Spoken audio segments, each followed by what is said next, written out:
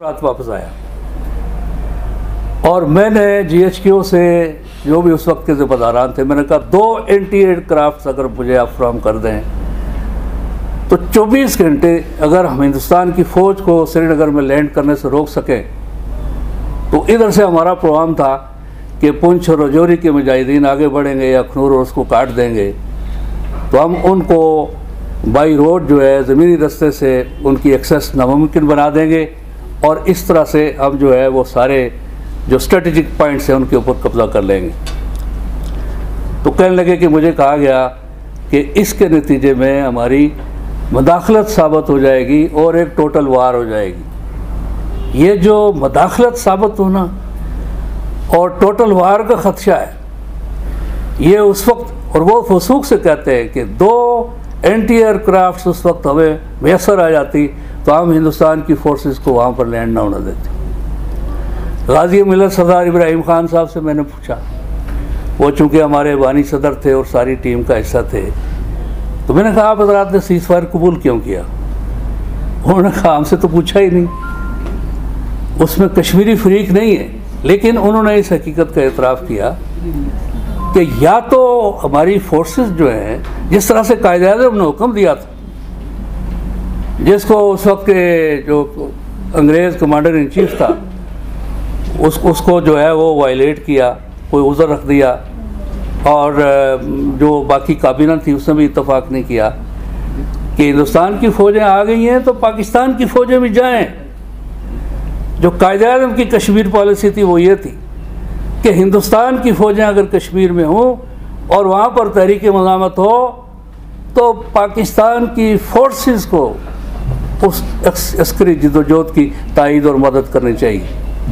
तो जब वो नहीं हुआ बदकिस्मती से, तो सरदार इब्राहिम साहब का कहना ये था कि अगर हम सीज़ फायर कबूल ना करते तो जिस तरह से उनका एयरफोर्स से रेड्स जारी थी और हमारी फोर्सेस श्रीनगर से वहाँ से पसपा हो गई तो खुदा न खास्ता ये इलाका भी हमारे हाथ से निकल सकता था। तो बहरहाल ये तो उस वक्त का उस वक्त से लेकर ये तहरीक चल रही है।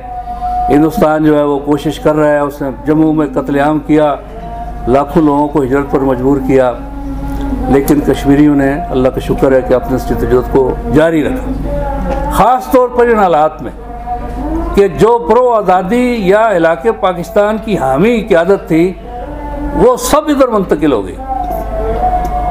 चौधरी गुलाम अब्बास साहब, चौधरी हमीदुल्लाह साहब, मीर वाइज साहब जो कश्मीर से थे वो, और सैयद नज़ीर शाह साहब, सैयद अब्दुल्ला शाह, जितने ये पुंछ, रजौरी, डोडा, जम्मू, इधर के जितने हमारे वो AR सागर साहब, और उधर रह गए शेख अब्दुल्ला। तो हिंदुस्तान को ये एतमाद हो गया कि भाई एक, बाकी तो सब चले गए जो एक मुख्तलिफ राय रखते थे, तो सबसे बड़ा जो स्टालवर्ट है उसको हमने अपनी गोद में ले लिया है। अब कश्मीर के अंदर कोई दूसरी आवाज़ नहीं उठेगी।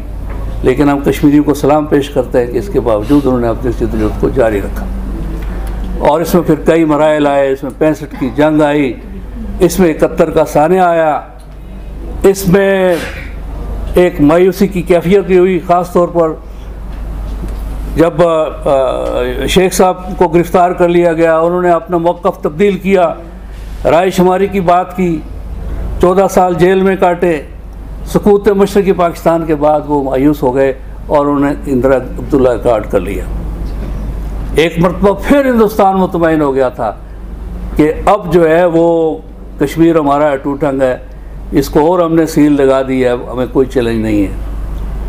लेकिन वहाँ के नौजवान उठे, पार्लियामेंट के अंदर, असम्बली के अंदर, वहाँ सैयद अली गिलानी की आवाज़ थी जिन्होंने उस हलाक को चैलेंज किया, उनके ऊपर बगावत का मुकदमा कायम हुआ। और ये आज के हमारे जो हुर्रियत पसंद हैं, फ़ारूक रहमानी साहब, शबीर अहमद शाह साहब, और फिर मकबूल भट्ट साहब जिन्होंने 1984 में शहादत पेश की, फिर एक नया इनकलाब वहाँ पर बरपा हुआ। फिर इसी अरसे में ईरान का इनकलाब बरपा हुआ। 80 में एक बहुत बड़ी बैनुल-अक़वामी कॉन्फ्रेंस, शेख तजम्मल मरहूम रहमतुल्लाह अलैह अभी फौत हो गए, और डॉक्टर अय्यूब ठोकर मरहूम, इन्होंने एक कश्मीर पर इंटरनेशनल कॉन्फ्रेंस मुनक्कद की 80 में। शेख अब्दुल्ला साहब ने उस पर पाबंदी लगा दी। बाहर से मेहमान आए हुए थे, उनको गिरफ़्तार कर लिया और वापस भेज दिया। लेकिन यह है कि वो इवेंट ऐसा हुआ कि सारी दुनिया में हाईलाइट हुआ। तो इस तरह ये नौजवानों ने, और फिर अफ़गान जहाद जिसके नतीजे में सोवियत रशिया तितर बितर हो गया, सेंट्रल एशिया आज़ाद हो गया, दीवारें बर्लिन गिर गई और ईस्टर्न यूरोप आज़ाद हो गया। तो इसने वहाँ पर एक तहरुक पैदा किया। वहाँ का नौजवान, वहाँ से कायदीन भी आए, वहाँ से नौजवान भी आए और यहाँ की हुकूमत, इदारे, सब लोगों से। यासीन मलिक साहब से हमारी मुलाकात पहली 1987 में हुई, अल्लाह उनको सलामत रखे। ये अपने उनके साथ थे अशफाक मजीद और मकबूल इलाई और अशरफ डार और शेख अजीज़ और जावेद मीर, ये सब लोग जो है, ये वहाँ ये एक इंतखाबी प्रोसेस हुआ। मुस्लिम मुत्तहिदा महाज के प्लेटफॉर्म्स के सब जमातों ने आज़ादी के एजेंडे पे इंतखाबी अमल में जाने का फ़ैसला किया। वो इलेक्शन बुरी तरह से रिग किए। सैयद सलाहुद्दीन साहब ने को 32,000 वोट लिए, इनके मुकाबले में नेशनल कॉन्फ्रेंस के उम्मीदवार ने 5,000 वोट लिए। ये हार गए और वो जीत गए। फारूक रहमानी साहब, सफ़ी साहब, ये सारे जो कायदीन थे। तो यासीन मलिक साहब एक पॉलिटिकल एक्टिविस्ट थे और उस वारदात के बाद वहाँ का नौजवान इस नतीजे पे पहुँचा कि हिंदुस्तान से अब हमें मसल्ह जहाद के ज़रिए, उसके बगैर कोई चारा नहीं है। तो बहरहाल यहाँ भी रियासती सतह पर एक लाया अमल बना उनकी तावन और सरपरस्ती के लिए। उसकी सारी तफसीलात अमनुल्लाह खान साहब की किताब में मौजूद है। क्या नाम है उसका, जोध मसलसल में मौजूद है, वो बड़ी तफसीलात है। जब ये सारा ताना बाना तैयार हो गया तो ज़ियाउल हक और उनकी सारी टीम को जहाज़ में उड़ा दिया गया। और उसको आपको पता है कि उसमें कौन ताकतें मुलव्वस थी। कश्मीर के अंदर एक तलातम बरपा था और वहाँ से रोज़ाना 500,000 इतनी बड़ी तादाद में लोग आना शुरू हुए। इधर उनको इस्तकबाल करने का जो भी कोई निज़ाम तय था वो तय वाला हो गया। और उस मौके पर काजी हुसैन साहब मरहूम रहमतुल्लाह अलैह वो मुज़फ़्फ़राबाद आए। हमने उनसे दरख्वास्त की कि आप आएँ और ज़रा इनकी सुने, इनका इस्तकबाल करें। वो मज़ालिम की दास्तानें हमने सुनी और उनके जज्बात और तोक़ात जो हैं अहले पाकिस्तान से क्या हैं।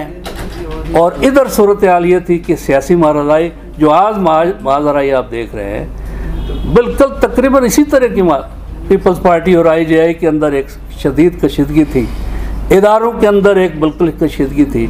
तो इन हालात में इस बात का ख़दशा था कि अगर कौमी सतह पर उनको एक मुस्बत पैगाम ना दिया गया तो खुदा न खास्ता ये तहरीक का बुलबुला बैठ सकता है। तो काई साहब ने अपील की उस वक्त के सियासी कायदीन से भी, जिसका रिस्पांस किया मोहतरमा बेनज़ीर साहिबा ने। पहले मियाँ साहब पंजाब के वज़ीर आला थे, उन्होंने एंडोर्स किया, फिर वफाकी सतह पर हुआ।